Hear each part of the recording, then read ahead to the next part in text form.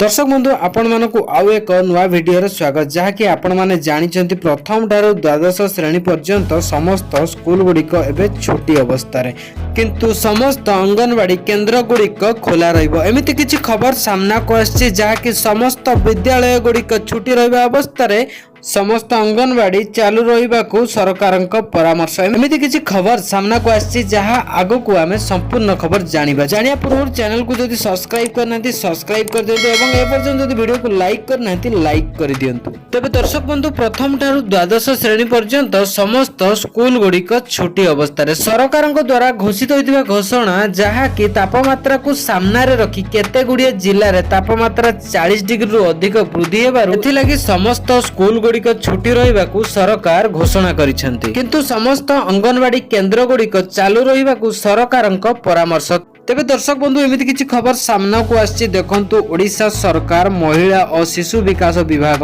देखंतु एठार लेखा रहिछि स्कूल गुड़िक ग्रीष्म छुट्टी पर अंगनवाड़ी केन्द्र गुड़िक कार्य को नै क्षेत्र रे किछि द्वंद्व सृष्टि होइतिबा देखिबाकू मिलिछि। एहा पर रहिछि देखंतु समस्त अंगनवाड़ी केन्द्र संशोधित समय सीमा अनुଯାयी एवं पूर्वरु जारी होई ग्रीष्म प्रभाव प्रोटोकॉल पालन करी पूर्व परि कार्यक्रम रहिबो बोली स्पष्ट करा जाउछि। एहा पर देखंतु लेखा अंगनवाड़ी केन्द्र प्रत्येक कार्य दिवस रे सकाळ 7टा रु 10टा पर्यंत कार्य करिवो। तेबे स्थानीय परिस्थिति को दृष्टि रे रखी संपुक्त जिलापाल माने अंगनवाड़ी केन्द्र कार्य समय रे आवश्यक परिवर्तन करि पारंती। तेबे तापमात्रा को सामना रे रखी सरकार सकाळ 7टा रु 10टा पर्यंत खोला रहिबा सहित जहाँ कि समस्त अंगनवाड़ी 10टा मध्य रे छुट्टी करिबा सरकार करिसेंती घोषणा। तेबे स्थानीय परिस्थिति को दृष्टि रे रखी संपुक्त जिलापाल माने अंगनवाड़ी केन्द्र कार्य समय रे आवश्यक परिवर्तन करि पारंती।